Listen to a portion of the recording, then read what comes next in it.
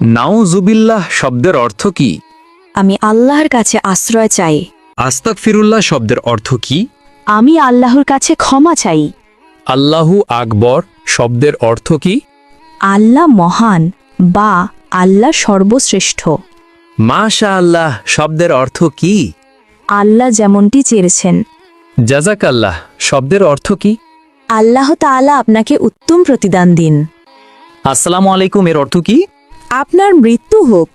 সালাম আলাইকুমের অর্থ কি? উটের নাড়ি ভুঁড়ি আপনার জন্য। সালাম আলাইকুম এর অর্থ কি? আপনার ওপর গজব পড়ুক।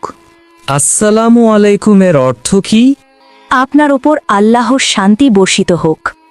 চৌধুরী শব্দের বাংলা অর্থ কি? 4 অঞ্চলের প্রধান।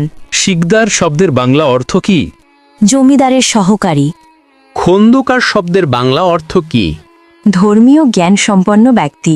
শেখ শব্দের বাংলা অর্থ কি? জ্ঞানী বা পণ্ডিত। খান শব্দের বাংলা অর্থ কি? নেতা বা শাসক। মৃত্যুর পর শ্বাসযন্ত্র কতক্ষণ জীবিত থাকে? 4 ঘন্টা। মৃত্যুর পর মস্তিষ্ক কতক্ষণ জীবিত থাকে? 20 মিনিট। মৃত্যুর পর কিডনি কতক্ষণ জীবিত থাকে? 26 ঘন্টা। মৃত্যুর পর চুল কতক্ষণ জীবিত থাকে? 6 ঘন্টা। হজরত মুহাম্মদ সাল্লাল্লাহু আলাইহি ওয়াসাল্লাম এর কতজন সন্তান ছিল? 7 জন। জাকারিয়া আলাইহিসসালামের কতজন সন্তান ছিল? 4 জন। দাউদ আলাইহিসসালামের কতজন সন্তান ছিল? 4 জন। সুলাইমান আলাইহিসসালাম এর কতজন সন্তান ছিল? 4 জন। মানুষ মৃত্যুবরণের 40 দিন পর তার রুহু বাড়িতে আসে, এটি কেমন বিশ্বাস? প্রচলিত কুসংস্কার। মাজারে ও পীরের দরবারে সিজদা করার বিধান কি? হারাম। বান্দার কোন আমলে আল্লাহ তাআলা সবচেয়ে বেশি খুশি হয়? তওবা করা। একজন মুসলিমের ওপর সর্বপ্রথম ওয়াজিব কি?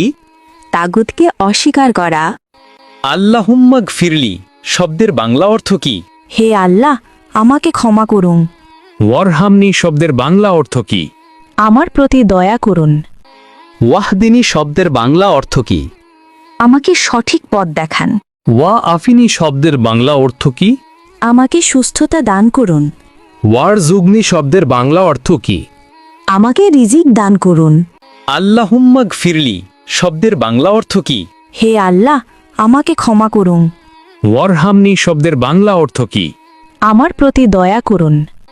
ওয়াহদিনী শব্দের বাংলা অর্থ কি? আমাকে সঠিক পথ দেখান। ওয়া আফিনী শব্দের বাংলা অর্থ কি? আমাকে সুস্থতা দান করুন। ওয়ারজুগনি শব্দের বাংলা অর্থ কি? আমাকে রিজিক দান করুন।